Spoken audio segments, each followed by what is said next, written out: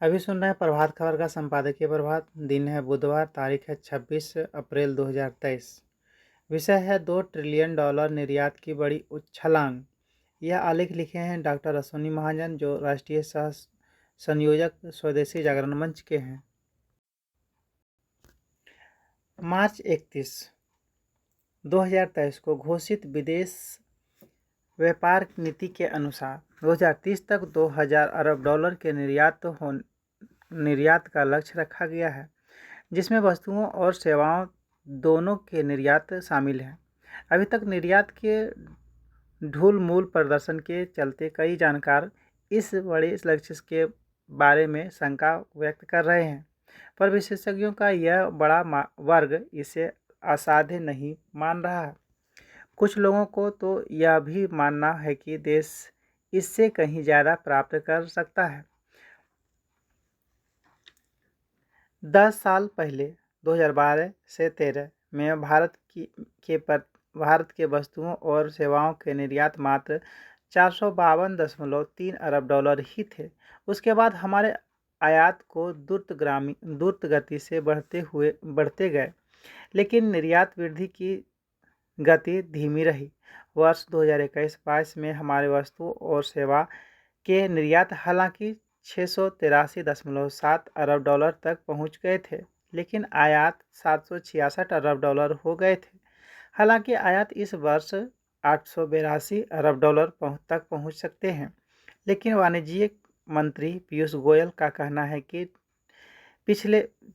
है कि निर्यात भी पिछले वर्ष के 683.7 अरब डॉलर की तुलना में इस वर्ष 767 अरब डॉलर रह सकते हैं। यह सही है कि पिछले 10 वर्षों में निर्यात बहुत तेज़ी से नहीं बढ़े, पर पिछले साल इनमें 11.3% की बढ़ोतरी हुई। वर्ष 2023 में 2000 अरब डॉलर तक लक्ष्य प्राप्त करने हेतु देश को निर्यात वृद्धि दर को मात्र 14.81% ही रखना होगा, जो पिछले वर्ष हुई बढ़त से बहुत ज़्यादा नहीं है। आज जब भारत समेत दुनिया के सभी मुल्क बढ़ते महंगाई से त्रस्त हैं, भारत में महंगाई की दर शेष दुनिया से अभी भी कम है। भारत लगातार सबसे तेज़ी से बढ़ती अर्थव्यवस्था बना हुआ है। बढ़ते ग्रोथ का असर जीएसटी की प्राप्तियों में दिखा रहा है। हालांकि जीएसटी प्राप्तियों में बड़ा हिस्सा आयात शुल्कों का है, लेकिन मध्यवर्ती वस्तुओं के आयातों पर मूल्य संवर्धन भी जीएसटी में वृद्धि का कारण बन रहा है। यानी ग्रोथ हो या महंगाई पर अंकुश, सभी देश की बढ़ती निर्यात संभावनाओं की ओर संकेत कर रहे हैं। यह भी सही है कि दुनिया में चल रही मंदी और महंगाई के कारण घटती क्रय शक्ति के चलते निर्यात बढ़ना एक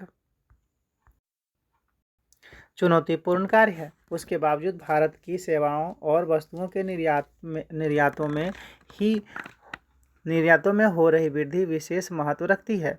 खाद्य पदार्थों के निर्यात में वृद्धि का कुल निर्यात में विशेष योगदान है। वर्ष 2021-22 में 50 अरब डॉलर से अधिक खाद्य निर्यात किए गए हैं।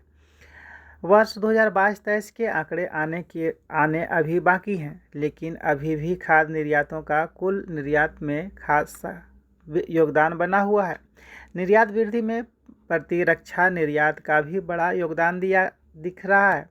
गौरतलब है कि अभी तक भारत प्रतिरक्षा के क्षेत्र में आयातों पर ही अधिक निर्भर रहा है, लेकिन प्रतिरक्षा उद्योग में हुई प्रगति और विशेष तौर पर निजी क्षेत्र में प्रतिरक्षा उद्योग में बढ़ते योगदान के चलते देश न केवल प्रतिरक्षा में उपकरणों में आत्मनिर्भर हुआ है, बल्कि इस उद्योग का निर्यातों में भी योगदान बढ़ा है। एक और जहां देश अपनी प्रतिरक्षा जरूरतों का 70% आयातों से प्राप्त करता था, अब मात्र 32% उपकरणों के लिए ही आयातों पर निर्भर करता है और 68% प्रतिरक्षा खरीद भारत से ही हो रही है। पिछले 6 वर्षों में प्रतिरक्षा निर्यातों में 10 गुना से ज़्यादा वृद्धि भविष्य में इस क्षेत्र में निर्यातों की संभावना को इंगित करती है। गौरतलब है कि 2016 से 17 में प्रतिरक्षा निर्यात मात्र 1521 करोड़ रुपये के थे, जो 2022-23 में 15,920 करोड़ रुपए तक पहुंच चुके हैं।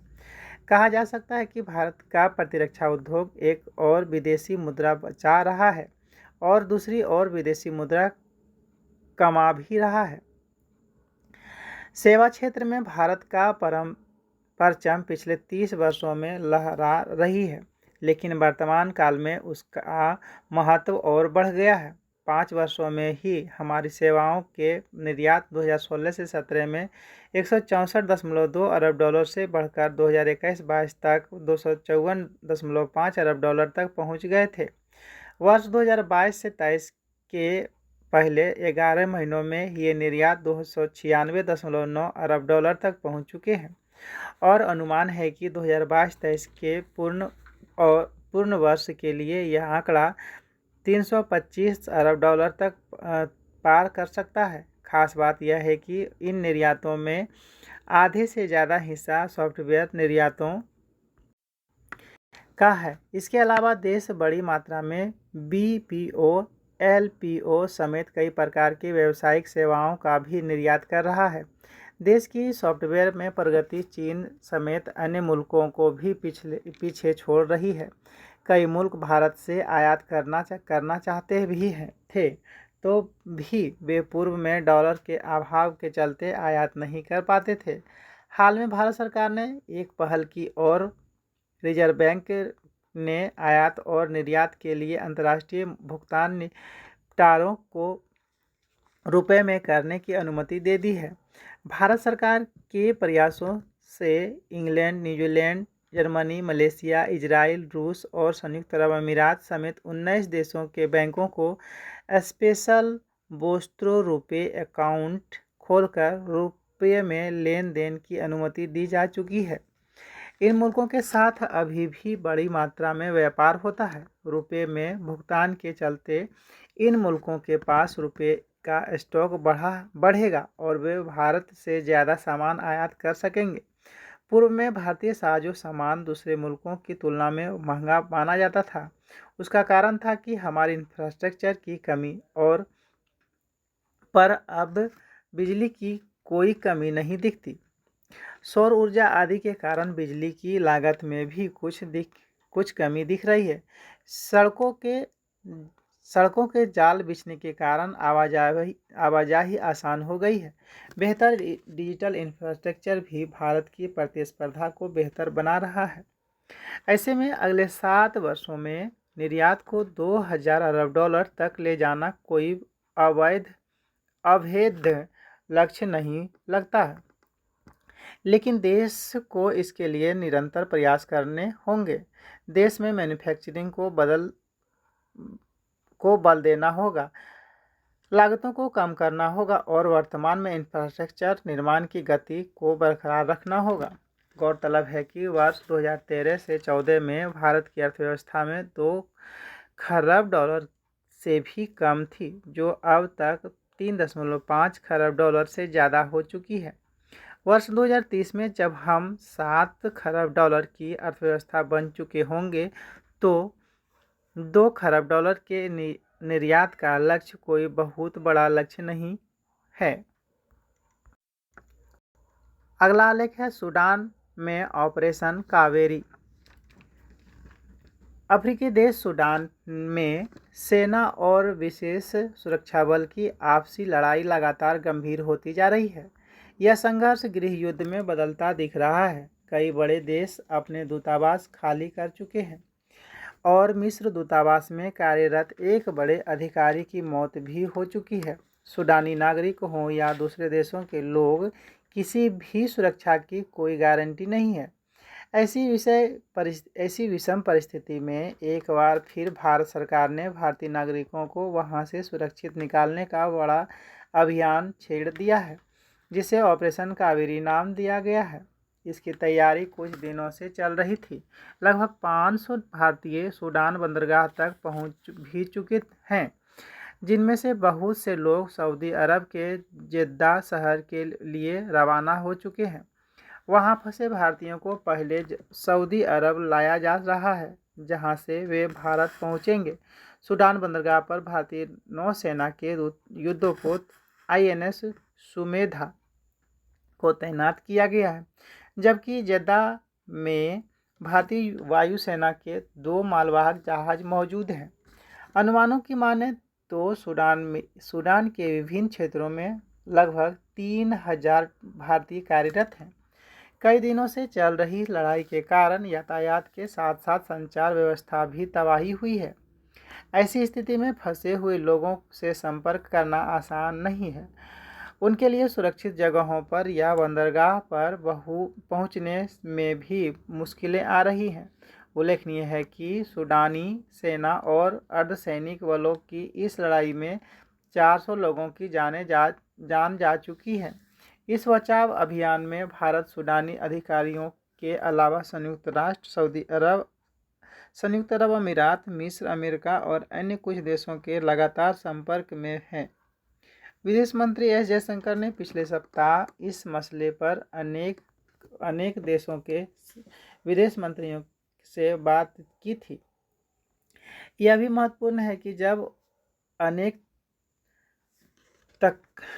ताकतवर और सूडान के कुछ पड़ोसी देशों ने अपने दूतावास खाली कर दिया है, वहीं भारतीय दूतावास कार्यरत है, अपने देश के नागरिकों को बचाने के अभियान को निर्देशित कर रहा है। बीते शुक्रवार को प्रधानमंत्री नरेंद्र मोदी ने अधिकारियों को आपात योजना बनाने और तुरंत उस पर अमल करने का निर्देश दिया था। भारत दूसरे देशों के नागरिकों को सुरक्षित निकालने में भी सहयोग मुहैया करा रहा है। अन्य देश भी भारतीयों की मदद के लिए तत्पर हैं। फ्रांसीसी अभियान ने भी 5 भारतीयों को निकाला है।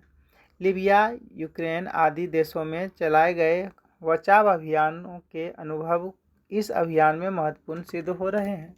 आशा है कि सभी भारतीय जल्दी ही युद्ध से बाहर निकल जाएंगे। अगला आलेख है, ई कचरे से बेपरवाही पहुंचा सकती है जेल। यह आलेख लिखे हैं पंकज चतुर्वेदी, जो वरिष्ठ पत्रकार हैं। 1 अप्रैल से प्रभावी हो गई ई वेस्ट मैनेजमेंट नियम के मुताबिक ई कचरा पैदा करने वालों को ही उसके निष्पादन की जिम्मेदारी भी उठानी होगी। ऐसा न करने वालों से सख्ती से निपटा जाएगा, जिसमें उन्हें जुर्माना और जेल दोनों भुगतना पड़ सकता है। अब ई कचरे के दायरे में 21 वस्तुओं की बजाय 106 वस्तुओं को शामिल किया गया है, जिसमें मोबाइल चार्जर से लेकर घरों में इस्तेमाल होने वाली सभी छोटी बड़ी इलेक्ट्रॉनिक्स और इलेक्ट्रिकल चीज़ें शामिल हैं। इलेक्ट्रिक कचरे में मुख्य रूप से बिजली और बैटरी से चलने वाले इलेक्ट्रॉनिक उपकरण, computer, mobile phone, TV, washing machine, fridge, air conditioner आदि आते हैं। अब पंचायतों एवं नगर निकायों को इस कचरे के निष्पादन के लिए कलेक्शन सेंटर स्थापित करने होंगे।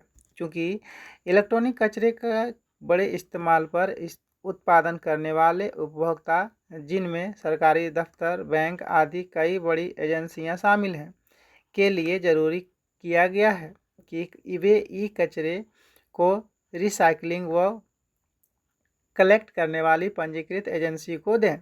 इसके तहत ई कचरे को संग्रहण और रिसाइकलिंग की जिम्मेदारी रिसाइक्लर की होगी। इसके बदले उन्हें ई कचरे से निकलने वाली कीमतें धातुएं मिलेगी। वे जितना ई कचरा निष्पादित करेंगे, उतना मात्रा में सर्टिफिकेट ब्रांड उत्पादकों को बेच सकेंगे। उत्पादकों के साथ साथ रिसाइकलिंग करने वालों को पोर्टल पर खुद को रजिस्टर करना जरूरी होगा। हमारी सुविधाएं विकास के प्रतिमान और आधुनिकता के ने जल्द ही हमारे लिए गले का फंदा बनने वाले हैं। पर्यावरण और वन मंत्रालय की वेबसाइट कहती है कि 2021-22 में देश में उत्पन्न कुल 16,01,155 टन ई कचरे का महज 32.9% ही पुनर्चक्रित किया जा सका। शेष 67% कचरा प्रकृति को जहर बना रहा है। एक अनुमान है कि इस साल कोई 33 लाख मीट्रिक टन ई कचरा उत्पादित हो जाएगा। यदि इसके सुरक्षित निपटारे के लिए अभी से काम नहीं किया गया तो इस देश की धरती, हवा और पानी में इतना जहर घुल जाएगा कि उसका निदान होना मुश्किल होगा। सनद रहे, आज देश में लगभग 18.5 लाख टन ई कचरा हर साल निकल रहा है। यदि गैर सरकारी संगठन टॉक्सिक लिंक की रिपोर्ट को माने तो दिल्ली में सलीमपुर, शास्त्री पार्क, तुर्कमान गेट, मंडावली, लोनी, सीमापुरी सहित कुल 15 ऐसे स्थान हैं जहां सारे देश का ई कचरा पहुंचता है और वहां इसका गैर वैज्ञानिक और वो अवैध तरीके से निस्तारण होता है। इसे वायु प्रदूषण के साथ धरती के बंजर होने और यमुना नदी के जल के जहरीले होने का सिलसिला प्रारंभ हो चुका है।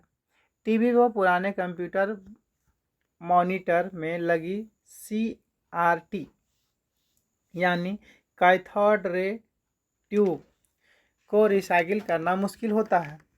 इस कचरे में सीसा, पारा, कैडमियम जैसे घातक तत्व भी होते हैं। इसमें प्लास्टिक और कई तरह की धातुओं से लेकर अन्य पदार्थ रहते हैं। सबसे खतरनाक कूड़ा तो बैटरियों, कंप्यूटरों और मोबाइल का है। इनसे निकलने वाले जहरीले तत्व और गैसें मिट्टी व पानी में मिलकर उन्हें बंजर और जहरीला बना देते हैं।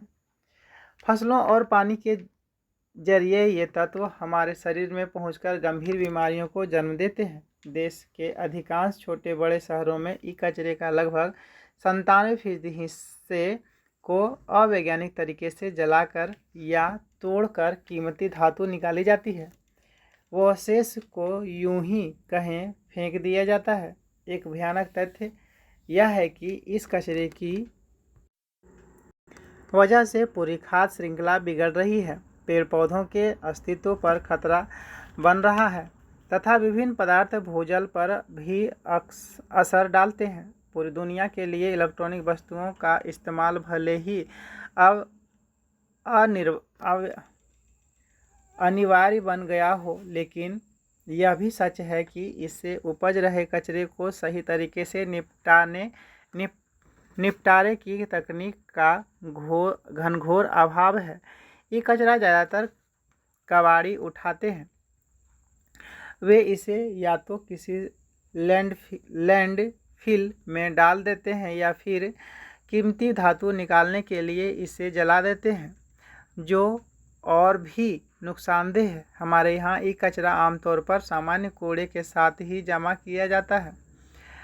इसे रेडियो एक्टिव और दूसरे हानिकारक तत्व भूजल और ज़मीन को प्रदूषित कर रहे हैं।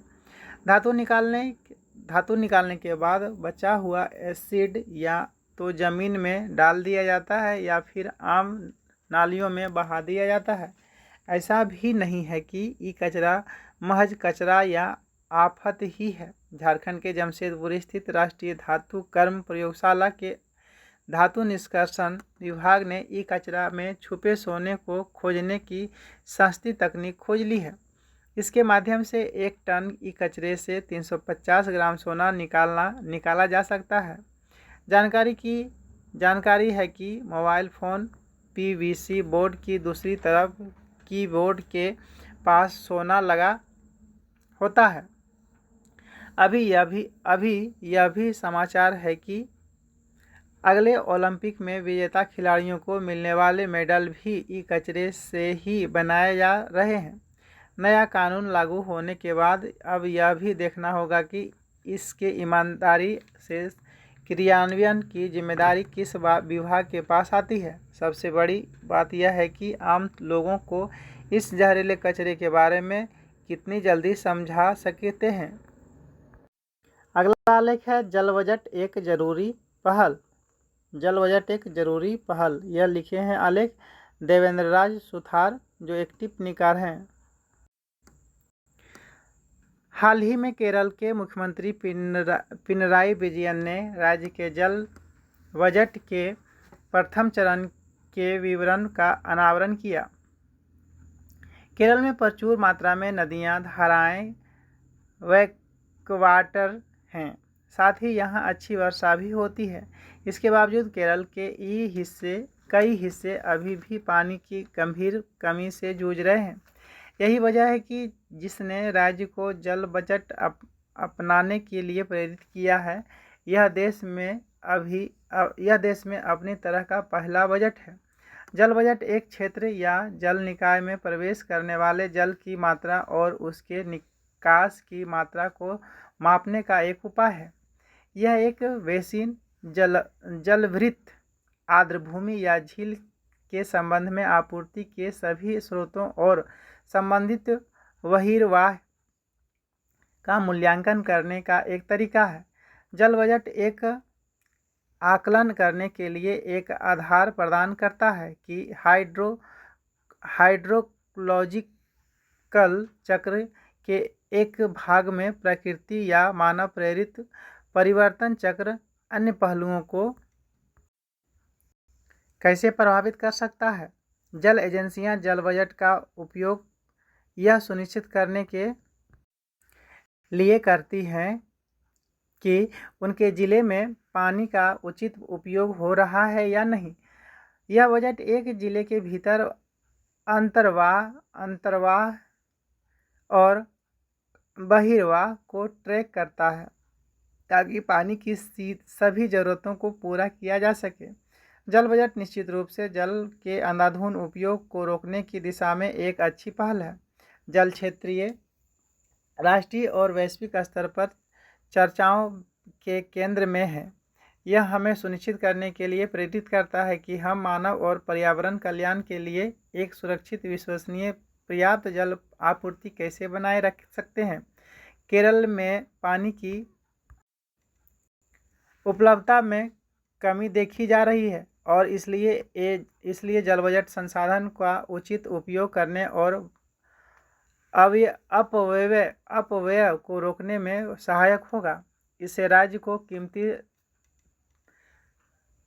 तरल संसाधन की मांग और आपूर्ति का पता लगाने और उसके अनुमान विभाजित करने में मदद मिलेगी, क्योंकि समस्या उपलब्धता की नहीं बल्कि प्रबंधन की है। संसाधन का प्रबंधन करने के लिए पहले उसकी मात्रा निर्धारित करने की आवश्यकता होती है। यह किसी भी संसाधन में प्रबंधन का मूल सिद्धांत है। यदि हम किसी संसाधन को उसकी मात्रा निर्धारित किए बिना प्रबंधित करने का प्रयास करते हैं तो यह अपनी ही छाया से लड़ने जैसा होगा। जल बजट के जरिए मांग और आपूर्ति के आंकड़े मिलने पर सही तस्वीर सामने आएगी। बेहतर जल प्रबंधन के लिए उचित योजना बन सकेगी। पानी की अनावश्यक बर्बादी के खिलाफ जनता में जागरूकता आएगी। उम्मीद है कि देश में अपनी तरह की यह पहली परियोजना अन्य राज्यों के लिए अनुकरणीय साबित होगी। अगला आलेख है, सूडान में शांति के लिए सभी का सहयोग जरूरी। सूडान में शांति के लिए सभी का सहयोग जरूरी। सूडान की राजधानी खार्तूम एक युद्ध क्षेत्र बन गया है। इस शहर में चारों ओर टैंकों, मिसाइल हमलों और धुएं के गुब्बार ही दिखाई दे रहे हैं। लगभग 30 वर्षों की तानाशाही, आर्थिक लूट और नरसंहार के बाद राष्ट्रपति ओमर अल-बशीर को सत्ता से हटाने के लिए 4 वर्ष बाद ही यहाँ फिर से संघर्ष शुरू हो गया। सत्ता पर किसी का नियंत्रण न होने से दो बल आपस में भिड़ गए। सूडान की त्रासदी एक ऐसे देश की त्रासदी है जिसने अधिक मांगने का साहस किया और अब उसके लिए उसे दंडित किया जा रहा है। सूडान ने अरब देशों में हो रही क्रांति में हिस्सा लिया और तानाशाहों को उखाड़ फेंका। इसके पीछे ध्वस्त हुए लोकतंत्र को लेकर केवल उम्मीदवारों का दिखाई देना था। कुछ दिनों पूर्व यहाँ जो कुछ भी घटा है उसकी शुरुआत 20 वर्ष पहले दारफुर के पश्चिमी क्षेत्र में हुई थी। तब सरकार के विरोध को लड़ाकों और छापामारों जिसे जंजाविद कहा जाता है के समूह द्वारा बेरहमी से दबा दिया गया था। सेना का एक व्यक्ति वसीर, जो 1989 में सैन्य तख्तापलट के जरिए सत्ता में आया था, उसने जनजातीय और जातीय मतभेदों को भड़काया और अपने प्रतिनिधि के रूप में कार्य करने के लिए जंजाविद का समर्थन किया। इस कारण हजारों की मौतें हुई, महिलाओं का बलात्कार किया गया और लाखों लोग विस्थापित हुए। नरसंहार के कारण देश ने अंतर्राष्ट्रीय जांच और प्रतिबंधों का सामना किया और अंतर्राष्ट्रीय अपराध न्यायालय ने वसीर को दोषी ठहराया, पर सूडान में कुछ भी नहीं बदला। सूडान के लिए यह अंधकारमय क्षण है, इसमें कोई संदेह नहीं है कि लेकिन फिर भी कुछ उम्मीद की जा सकती है यदि सभी सूडानी समझ ले कि महज कुछ लोगों के लिए शांति कभी भी स्थापित नहीं हो सकती जब तक कि यह सभी के लिए न हो।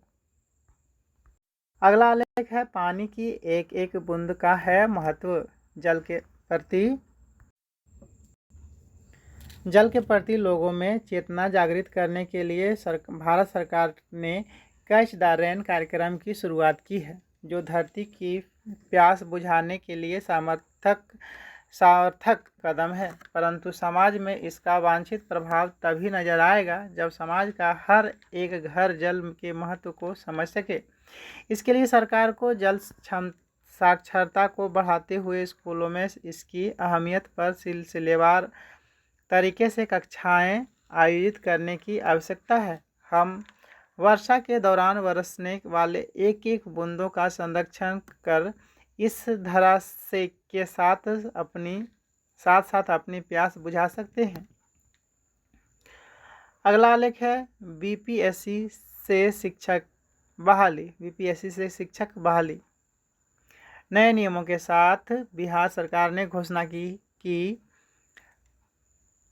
शिक्षकों की बहाली बीपीएससी के माध्यम से की जाएगी। अगर ऐसा होता है तो वास्तव में काफ़ी योग्य शिक्षक विद्यालयों को मिलेगी, लेकिन 2.5 लाख से अधिक शिक्षकों की नियुक्ति बीपीएससी कैसे कर पाएगी, जबकि एक साल में कुल 15,000 से भी कम नियुक्तियां बीपीएससी के माध्यम से हो पाती है। ऐसा न हो कि इस निर्णय की वजह से बीपीएससी जैसे संस्थान काम के बोझ तले दब जाए और उसकी संरचना अस्त व्यस्त हो जाए। अगला आलेख है सफलता के मंत्र। असफलता सिद्ध करती है कि सफलता का प्रयास पूरे मन से नहीं किया गया। संसार में प्रत्येक व्यक्ति जीवन में हर क्षेत्र में सफल होना चाहता है, लेकिन सफलता कोरी कल्पनाओं में खोकर सपने देखने वालों को नहीं मिलती। सफलता की कहानी लिखी जा सके इससे पहले कुछ सूत्रों को अपनाना होगा। दुनिया के सफलतम व्यक्ति जिन्होंने कामयाबी हासिल की, उन्होंने कुछ सूत्रों को जीवन में स्थान दिया। ऐसे महापुरुषों के जीवन में अपनाए गए प्रयासों से हमें प्रेरणा लें। सफलता का मूल मंत्र मनुष्य की इच्छा शक्ति में सन्निहित होता है। समुद्र से मिलने की प्रबल आकांक्षा करने वाली नदी की भांति वह मनुष्य भी अपनी सफलता के लिए मार्ग निकाल लेता है, जिसकी इच्छा शक्ति दृढ़ और बलवती होती है। उसके मार्ग में कोई भी रुकावट बाधा नहीं डाल सकती। संसार के सभी छोटे बड़े कार्य किए जा सकने का माध्यम शक्ति है, लेकिन वास्तविक शक्ति मनुष्य की इच्छा शक्ति है। इसका इच्छा के स्वस्फुरण से कर्म करने की प्रेरणा मिलती है। प्रेरणा से व्यक्ति कर्म करने के लिए प्रवृत्त हो जाता है। जो व्यक्ति हमेशा अपने लक्ष्य के अनुरूप श्रम करने को तत्पर रहता है, अपनी शक्तियों का समुचित उपयोग करता है, वह कृत्य हो जाता है। सक्रियता ही जीवन है और निष्क्रियता ही मृत्यु। श्रम से जी चुराने वाले, आलस्य और प्रमाद में पड़े रहने वाले युवा तो क्या जीवित भी नहीं कहा जा सकता। श्रम करने से शारीरिक स्वास्थ्य एवं स्फूर्तिवान बनता है, जिससे वांछित सफलता की ओर बढ़ने की प्रेरणा मिलती है। कोई व्यक्ति परिश्रमी पुरुषार्थी तो है, किंतु उसमें आत्मविश्वास तथा आत्मनिर्भरता की भावना का अभाव है, तो भी उसका पुरुषार्थ व्यर्थ चल जाएगा। वे आपको दीनहीन नहीं शक्तिशाली समझें। विश्वास करें कि बीज रूप में मेरे भीतर सारी शक्तियाँ विद्यमान हैं। जो व्यक्ति लक्ष्य प्राप्ति तक बिना रुके निरंतर चलते रहते हैं, सफल हो जाते हैं। अतीत या भविष्य को लेकर चिंता न हो, बल्कि स्वयं चिंतन करें। आलस्य में समय न गवाएं, समय का मोल समझें। इसी के साथ आज का संपादकीय समाप्त होता है।